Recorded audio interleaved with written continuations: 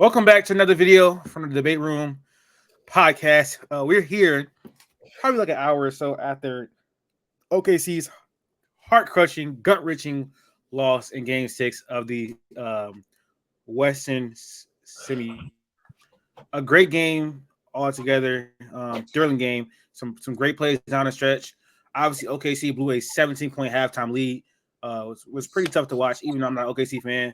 I have been rooting for them this entire playoffs, and Chet and Shea and Kaysen are three of my favorite players in the NBA. But we have an OKC fan here, so I want to hear from him first. But before we get into it, just make sure you guys subscribe to the channel, like the video, share the video, so we can continue to grow. We are still around 1,100 subscribers right now.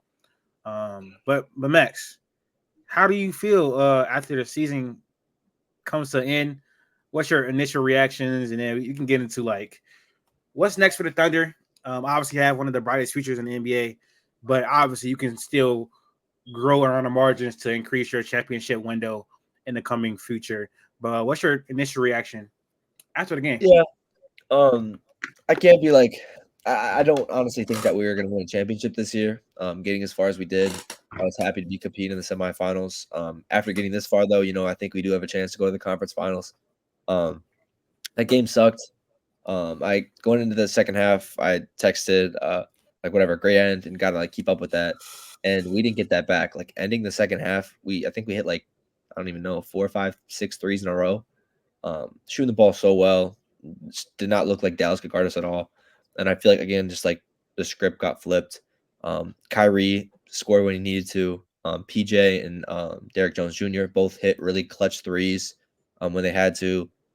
PJ hit his threes, or hit his 3 free throws, which was huge. Obviously, it was a tough game, and obviously again, Shea is Shea, 35 or 37 tonight, on pretty good efficiency. I'm going forward to the future. Like having him as our number one is amazing, and like I whatever. I think there's very few people in the league who are playing better basketball and are better players than he is. So that's great going into it. But obviously there are big holes that need to be fixed and filled in going into next season. But as a whole, as the season as a whole, very proud of the great season. Number two record overall, number one in the West. Won a playoff series, swept. Took a good Dallas team to 6. Team that whatever could make it to the finals depending on what happens the next round. Um, yeah, great improvements by J Dub, putting himself in that borderline All Star conversation. Chet cemented us. We had an elite defense this year. Really good in transition. Really good 3-point shooting team. It's just going to be tough to bring this team back. But again, I don't think that's always going to be good. I think that there are changes to be made. People who need to go, people who need to change. That money's obviously not going to work out. So um, it'll. I hope that guys like Isaiah Joe and Aaron Wiggins and I guess Kaysen a little bit less because he's so young, but Jalen Williams, I hope they don't get mixed up and put in as part of these deals. I think they're very crucial role players going forward, as we see in teams like Denver and even the Warriors a couple years ago. Role players are so essential and so key to your team. And I think those guys are huge for us as far as hitting threes off the bench, defensive stops. And I think that they should be big going forward. But yeah, as a Thunder fan, like it was a great year. Brutal end.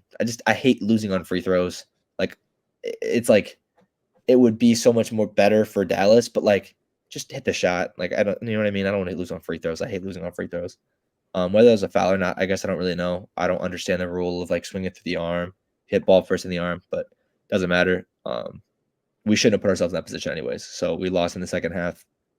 Inexperience, whatever you want to say, got the best of us. So brutal loss. It'll sting for week, 2 weeks. But then I'll get hyped up for next season. We do have a top 14 pick. So use that maybe to trade around, unless we want to go for one more role piece. We've drafted really well the past couple of years. So especially in a draft like this, if we have one of our guys that we want later in the draft, I think we can get him.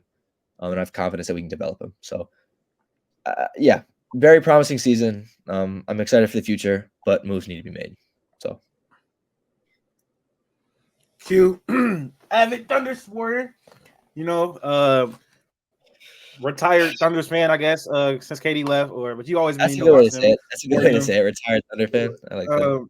What's your thoughts on this series and the last game? Obviously, you picked Dallas in 6, and that came perfectly true for you. So what was your analysis, your feelings about the game after it happened? It was a culmination of a lot. You've seen a lot of things through these 6 games. You've seen the ups and the downs. You've seen the flaws. You've seen the crucial need to literally take 2 players like off the floor because you literally can't have Dort and Giddy playing significant minutes in the playoffs, especially with this team the way that they are offensively. Inexperience showed up between the players and coaching, and not that Mark's a bad coach, but like again, this is a different spot. You know what I'm saying? Certain things aren't going to work. Certain adjustments have to be made, but it's also a personnel issue. Uh, I believed Dallas was going to win this series. It looked like they could have won it at 5. Uh, Players showed up when they needed to show up. PJ Washington averaged like 17 this series. Kyrie didn't even have a great series. He averaged like 15. Luke averaged like 24. But defensively, they were great. They had a game plan. Jason Kidd made them stick with it, and it worked for them. I mean, things kept it close, but that's just off the back of Shea just doing what he's doing. The notion that he's a playoff dropper isn't really you know, fair. He did have to go see the best perimeter defender in the league on top of, dealing with Trey Murphy for a series. So that's not like that's gonna be hard for any, wing player, perimeter player, whatnot. But you see it in this series, he did what he did. He was walking players down for a bucket every time. Mid-range assassin, free throws, hit a big 3. Uh, they know their direction. They have enough capital to get there. What you were saying about the role players is true. They don't need to really throw them in there because they have enough draft capital that they could just give that up in some filler and just go get whoever they need. They don't really need to make a big splashy move. They could just get 2 very good complementary pieces, probably get something in free agency, probably get a center unless they draft one, and they could just come back next year and they know what they need to do. They're gonna have a target on their back next year, but they're young. They're still, have the legs to be able to, run it up through the regular season, and it's just get top seeds. Having a top seed makes it easier. Almost guarantee you that you should definitely be in this round again. Maybe next year, they do something else, but I really want to, talk about Dallas. So hurry up and give you a little reaction, Teeth, so we can talk about, the dudes that's about to go to the finals. Obviously, I don't give my love to Luka too. Obviously, go ahead. Hold on a second. I was just gonna ask you, what do you mean by elite complementary pieces? What kind of level of player are you talking about there? You don't need to get like the star player. Like you don't need to get a Lowry. Lowry be cool, but you could use a first pick on a good role player, a good starting role player like Jeremy Grant. Like we was talking, like Jeremy Grant, you could probably get him for a first. You have some cap space. You have cap space to absorb that specific contract. You know what I'm saying? That move, he's good enough that he takes. I'd take him over Dort and Giddy combined right now. Like I get you, but like it's not someone I want to spend $40 million a year on. You know what I mean? Is that what he's making? Right? 40 He makes 27 mil. 27 million a year. 20. He wasn't making. He's not making no 40 million, bro. He got like 3 years, like 100 or something like that, or like 90. He got 5 years, 105 or something. Like 5 years, 150. Yeah, so 150. Yeah, he's making 30 a year. Okay, he's making 27. He's making 27. He's 160. 160. Oh, is it? Oh, yeah, it's not 40 million. You draw. That was crazy. It's not 27. Like it's 30. He'd be our highest paid player, I believe. How much are you paying Shea? No, Shea's making more than that. Gordon Hayward's making more than that too. Yeah, he's making Shea be under by a little bit. In a year, that money's not going to be. Think about it. Clay about to mess around and get like 27 from Orlando. Understand? MPJ got the extension too. MPJ got the extension for being elite, like a good role player. You know what I'm saying? Like I'm not. I get it. Okay, on this team, and this is a competing team, so like that's a good enough piece. Like take the money out of it. Next year, Blake's like you drop him on the lineup. That's a much better team.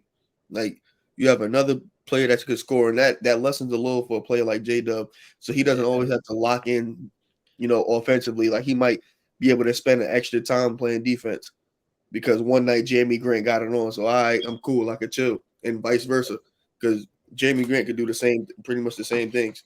He's 37% from three, like 20 points a game. That's cool. He's not gonna give you 20, but he could give you a cool 15, and that's better than it's gonna be way better than what Dort was doing for you.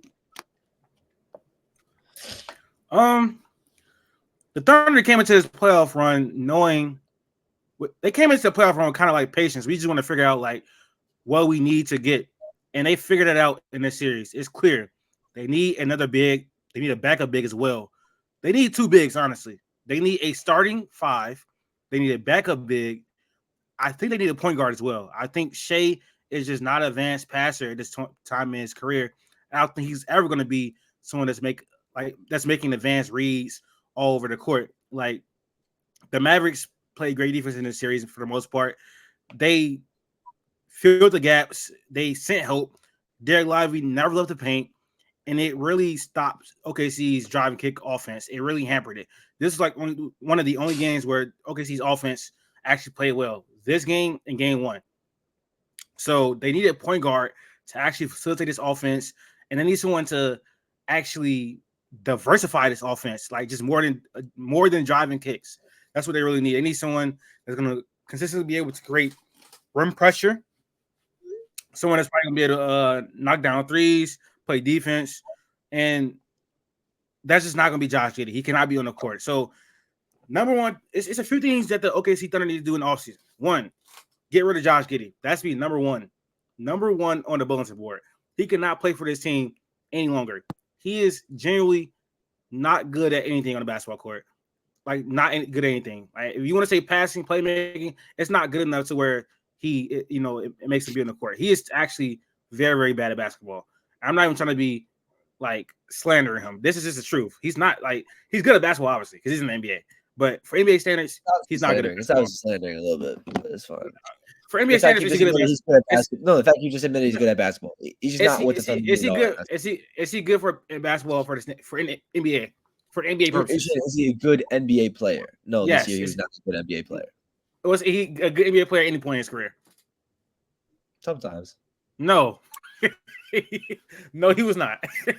That's the literal truth. So they need to get rid of Giddey. What you gotta say, man? Just say it right now. Sorry, Q obviously had some disgust towards one of us. So he's disgusting, bro. Like Latif, right? Latif. No, Giddey. Giddey is disgusting. He's never been an okay NBA player. A good. No, I say he's never been good. I say he's never been good. He's never been a good NBA player. I don't think so at all. He showed you promise his rookie year. That's fine. Yeah. And then it never delivered. Ever. I can't defend him. I can't defend him anymore. I defended him earlier on in the year, and then I came full circle and saw the real side of it. So. He's never been good. His on-off numbers are terrible. But again, so yeah, get rid of Giddey, rule number one, and then you need to get a starting center because Chet is not a center. He is too skinny. He cannot rebound well enough. So get a starting center. Minnesota is playing 2 7-footers. You can do the same thing as long as they're mobile enough.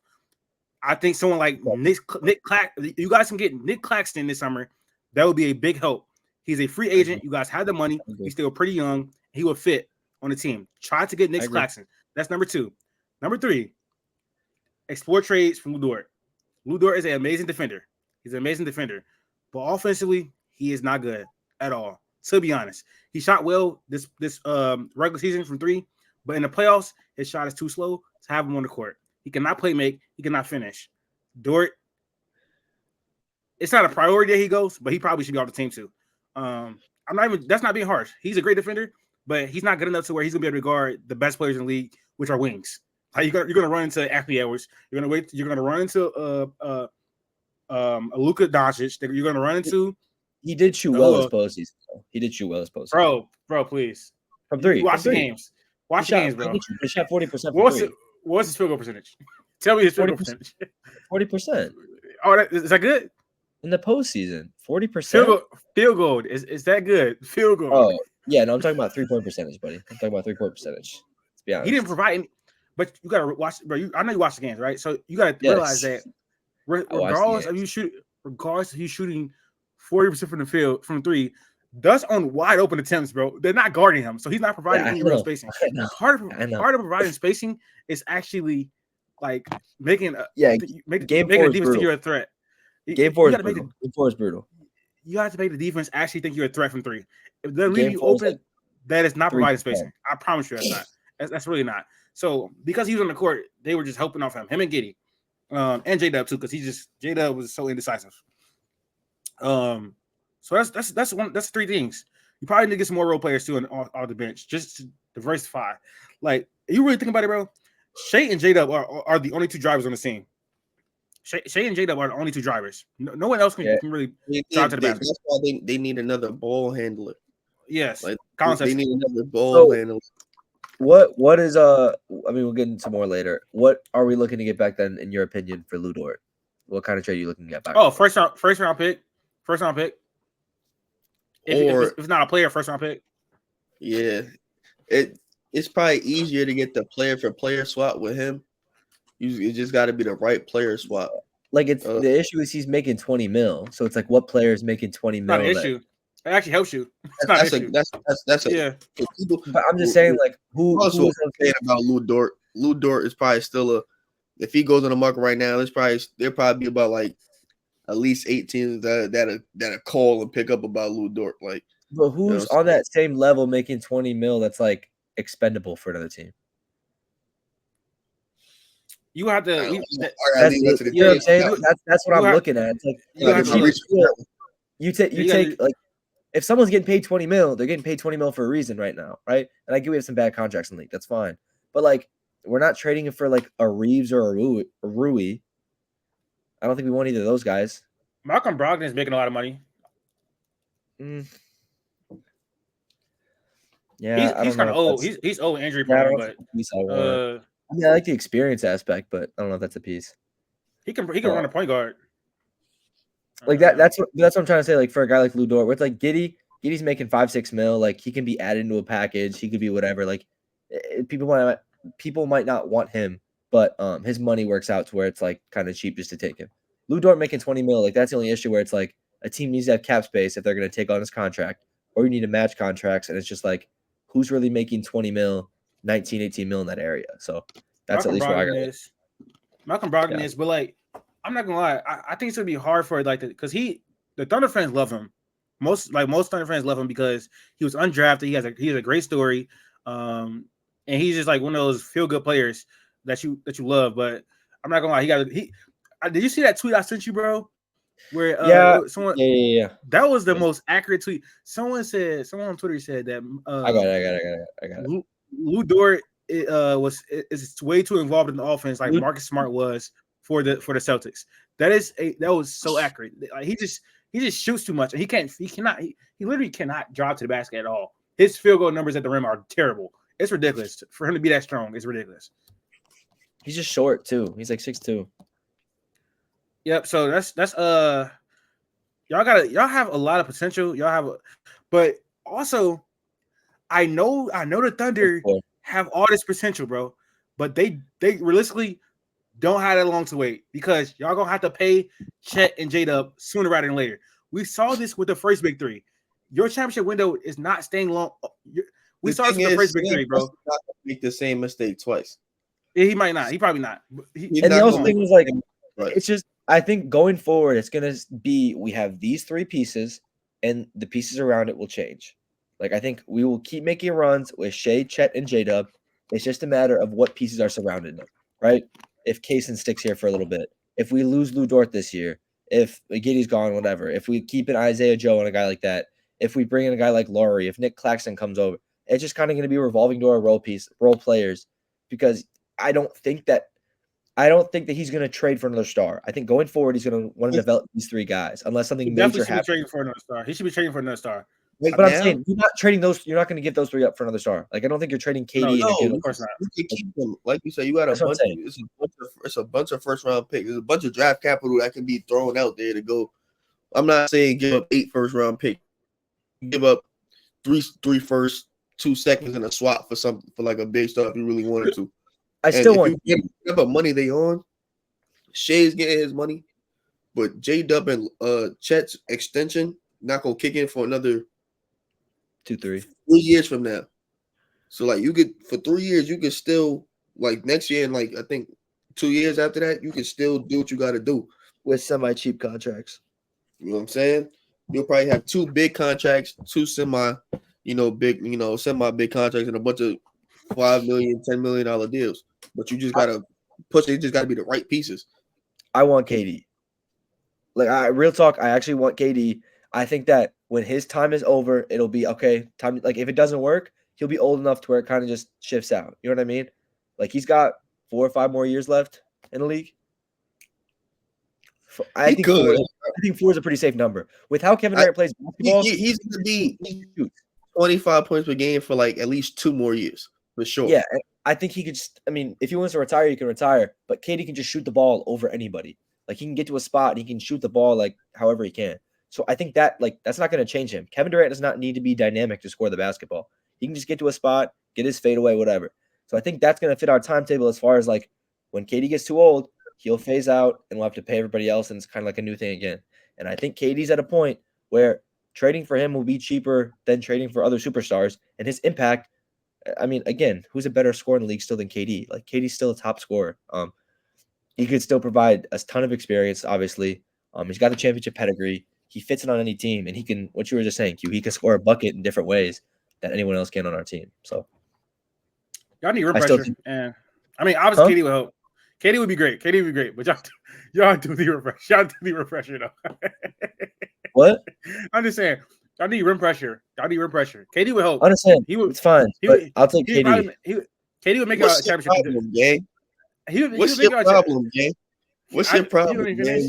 You really don't like Kevin Durant, bro. He would make them a championship contender. He would make them a championship contender. Like he is older. He is older, so it's like I mean he's not pressuring him as much, but like he still can. Can you tell that he's older? Be honest. Yes. Yeah. Yes. You're capping. You're capping. You really just he doesn't get to the rim. He doesn't 4 years ago, 5 years ago. He doesn't get to the rim too much. His handle is just his handle is I don't really like that. Yes, what? What? It really was a facade. It was really a facade. That's the crazy part. It was a facade. People just say catch on. Real fans know, gang. Real fans know. Really when he was crossing up Julius Randle, like in later years. Okay, that was crazy. He to be out there, gang. I know. I'm just saying he just I don't know. This is too many like. I don't know. He just like loses the ball more now. I don't know. It's weird. Like he would randomly like dribble off his foot or something. All players like 7-footers aren't supposed to be able to do that. So like for him, he was though. He was doing it. That it looked good because for his size, it's like I never seen that. But on an average, like on a scale of everybody else, is like, you know what I'm saying? It's like Kevin Durant for a forward, good playmaker.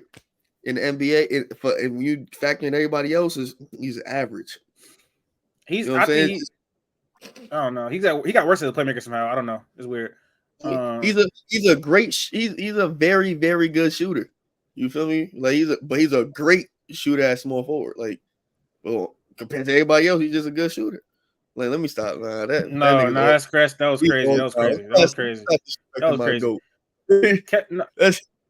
Y'all could use somebody like y'all could definitely use somebody like Mikal Bridges. Like Mikal Bridges would be elite. Like y'all got him. All Mikal would need to do is just focus on defense and shooting. That's literally it. In a downside roles, Mikal's not great in a downside role. Yeah, too. I don't think Mikal's getting to the basket as well as you're saying he's going to. Oh, he's not. I'm just saying. Yeah. So why are we talking about rim pressure and then you say Mikal Bridges? Y'all can add to the point guard, bro. Y'all need to add that at the point guard, like Colin Sexton. You see how bro do this? Is get KD, but you need rim pressure. Well, get Mikal Bridges, but you can get a point guard. Why you can't get a point guard if you get KD? Why you ain't give that response? It make it harder because he's making a lot more money than Mikal Bridges. Tell me anything. I said Kevin Durant would make them a championship contender, bro. I literally just said that. And that would be if he wins the championship with the Thunder, that'd be great for his legacy. That will almost save it. So you better hope he goes to Thunder. But we can talk about Luka. He don't need to save his legacy, but not. Let's see. Come on, Luka Doncic's going to the finals. What? Luka, second time in 30 seasons going to Western Conference Finals. My boy, my boy. Hey man, I'm not gonna lie. You gotta stop having stakes in everything because it's gonna get to a point where every team in the Final Four. But you have Shea, Chet, and Kaysen, and then you got Luka, and then you still got the Cavs, and you still got the Pistons, and that's not having stakes in everything, bro. What are you talking about? Literally, whoever won, you're clapping like you won. Whoever wins the series, you're just clapping like. No, I didn't. Players, you could root for players. I didn't root for the Warriors. I rooted for KD to win, or I rooted for KD to play well. If KD played well, then they lost. I didn't care, but at least I couldn't. Yeah, I don't care that y'all lost. I don't care that y'all lost at all. I don't care that y'all lost at all. I was rooting for Shea, Chad, and Casey. That's what I'm saying. I don't care that y'all lost. But it's just weird. It's just I don't know. It's just weird. How's that weird? Like I think supporting a team's fine, but like I don't know. I guess it's my team. I support the Cavs. I support the Cavs. If Luka plays the Cavs in the finals, who are you going for? The Cavs. Okay. So we need to get that out. I think people started saying some nasty things last year when the Mavericks missed the playoffs because like that was partly by design. They lost basically their best wing defenders and they lost their secondary ball handler and scorer in the offseason.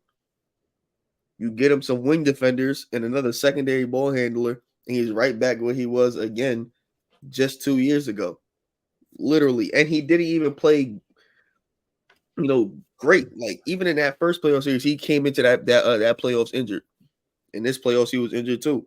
It looked like he's getting better, as much better as it can be for everybody. Everybody's nicked up, but they got some time. They got some extra rest. I think if now's this how things are in the landscape of what's going on, now's the time for him to strike and try to make a finals and possibly win it.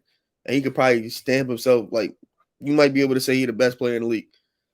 It's probably still gonna go to Jokic because he got the MVPs and he just wanted to. But Luka might have he might have a like I think he's the second best player in the NBA right now. And we've yet to see a real start to finish great series from Luka. You might get that now. Kyrie ain't give you a great series last year. He might have been saving himself because this might about to be about whether he go up against the perimeter defense. The Timberwolves are just having to go shot for shot with the Nuggets. Like this is their time. I have a question for both of y'all. If you're the Dallas Mavericks, would you rather face the Nuggets or would you rather face it? Nuggets. Damn, I didn't finish the question, bro. Would you rather face the Nuggets or would you rather face the Timberwolves if you're Dallas? Do you want to? Can I reason first and then you want to do yours next, or you want to go first? Go ahead. I'll say Denver.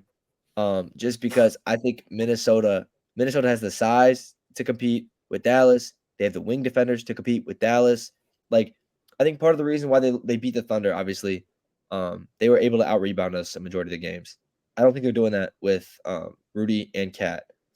And I think that, like, Luka was neutralized a little bit. Kyrie was neutralized a little bit in different aspects of their game. Kyrie didn't score the basketball. As a whole series, Kyrie did not score the basketball all the time. He was playmaking. I think having a better defender on him, wing defender wise, and Jaden McDaniels both be out there, and you have Nickeil Alexander-Walker off the bench. Those three rotating, guarding Luka and Kyrie is huge. You also have bigs who straight up are just better at rebounding than the bigs we have in OKC. Just simple as that. Rudy and Cat are going to crash the glass better. I don't think that like Derek Jones and PJ Washington will be able to get as many open shots. So I don't think they're going to double like OKC did. I think completely that scoring wise, I think Shea and Edwards have both shown they can take over a game in the playoffs in the past couple of games. I think that bigs wise, it's weird because Rudy doesn't make you pull your defense out, right? The offense that OKC run, it kind of goes 5 wide and you got to play more wide, which can open up the paint. Minnesota's not doing that because you have Rudy, but you have Cat. And when Cat can turn it up, he forces you to pull out. Like he forces you to pull out the 3-point line because he's a great shooter. I think that you can try and, again, I don't think Gafford's like guarding Jokic like that. But you're just basically banking on a Jokic versus Luka one-on-one matchup, and the wing defenders are not as good in Denver. And I think you put your chance in Luka. Like, again, Jokic, I think, is the best player in the league. But I agree. I was trying to go through my top players. I think it's still Steph is up there for me. Giannis, Luka, Jokic. Like, I think those 4 players are still up there. No, Steph is not. Yeah. Who else is up? I think Steph is up there. Steph's top 5. No, he's not. We're gonna get to it. It's gonna get dark when we bring players out of this postseason. But I think Steph can still be a top 5 player.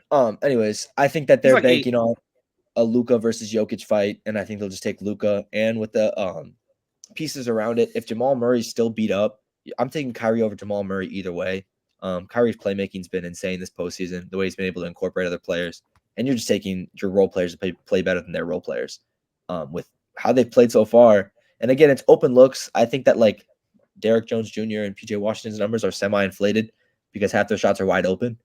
But still, I think you're banking on your team just to play better than Denver compared to scheme-wise. I think Minnesota's worse for Dallas. I mean, yeah, obviously it's the Nuggets. But for the simple fact that the defensive matchup that the Timberwolves offer is just like a lot to overcome. I trust them being able to go shot for shot with the Nuggets than I do having them getting a good shot against the Timberwolves every single time with their defense, the way they collapse, the way they switch, like the way they hound, like they play physical, like that's not like conducive, especially for Luka who likes to complain and whatnot. That'll get annoying. That himself will get him out the game, out the series for real. But with the Nuggets, they're not even as a team. They're not really better. It's not this playoff Jamal Murray. MPJ has not been good since for the last 21 days. Aaron Gordon probably been a second best player, but like if Aaron Gordon's your second best player, you're almost drawing dead. But like you have Jokic, so it's like he bridges the gap against all that. I'd be comfortable because everybody be like, I just make Jokic a score. I mean, yeah, that's what they're probably gonna have to do. Just have Derek Lively and Gaffer go out there and do what they do. If Jokic beat you, he gonna beat you. That's whatever. But if Jokic doing all that, I expect Luka to do whatever you want to do, or Kyrie to do whatever they want to do against those defenders that they have out there. And you just need 2 of those PJ Washington games. Like you need a game from PJ Washington and maybe a game from Derrick Jones Jr. And they probably got this series in 6. I definitely would rather see the Nuggets just because they have been way less consistent than the Timberwolves over the course of the playoffs. They're also more injured than the Timberwolves over the course of the playoffs. They also have a worse defense than the Timberwolves over the course of this playoffs and the entire season. Luka is a heavy isolation, heavy pick and roll player. And if you can get Jokic in space in that pick and roll, it's going to be lob city. It's going to be hitting the weak side corner. Like he can really cook this Nuggets defense. They don't have the personnel to guard him at all. Like trying to put Aaron Gordon on him on the perimeter is just not going to work. So I would rather see the Nuggets just for that simple reason. I think ultimately, though, whoever wins the Timberwolves and Nuggets series is going to the finals. I've been saying that since before the series even started. But we'll have a breakdown of that series. It's 2 game 7s tomorrow. It's gonna be exciting basketball tomorrow. So we're gonna catch y'all in predictions. Next 2. Knicks and Nuggets. Yeah, I'm gonna say Knicks and the. Well, no. I have. I'm taking the Pacers. I'm not gonna lie. I'm taking the Pacers. I'm sorry. I'm taking the Pacers. Brother. I'm sorry. Like you can say what I want. Say what you want. I said the Pacers win Game 6. It's a lot of pressure. It's the only hot take I think I've had in the past week. Away team hasn't won, and the away team hasn't won this whole entire series. And OG and Hart gonna be back. You think maybe don't guarantee that. You think Tyrese Halliburton is gonna win a Game 7 in Madison Square Garden? I had literally you can make fun. This is all vibes. Like this is not a base take at all. It's all vibes. What vibes? It doesn't look good. I'm taking You're not vibes. You're not even the Pacers fan to be saying vibes, bro. I don't even get it. Huh? Like what? I Why mean, were you we can go getting? back. You can go back in the past videos. The Pacers have been my second favorite team for years. You can go back in the past videos. I've said this all Oh, the time. yeah. But Why? still, no, huh? Why? Paul George. He's from Indiana. Paul George. Paul George. It's like it's always like I used to hate LeBron and I just rooted for Paul George, and then I came full circle and LeBron's my guy. But Paul I don't George. understand how that's possible. But What? hating LeBron, that's just ridiculous. That's just crazy talk to me. What's my favorite team? Okay, The see. Thunder. Yes, They and beat y'all one. They beat y'all one time. One time. bro. One Like, time. That's what I'm saying. And what's the farthest that the Thunder have gotten in the playoffs? I You literally hate Donovan Mitchell? so after that I hated LeBron for literally like another year, and then when the year they lost to the Spurs, that's when I started like respecting him and actually like understanding that he's like the best player of our generation, and then boom, from there. Okay. That's how it is. We'll catch y'all Indiana- tomorrow Indiana night stuff. for the. We'll catch y'all tomorrow night for the Game 7 reactions. But thank y'all for supporting us, and we're gonna be out, man. See y'all. Love y'all.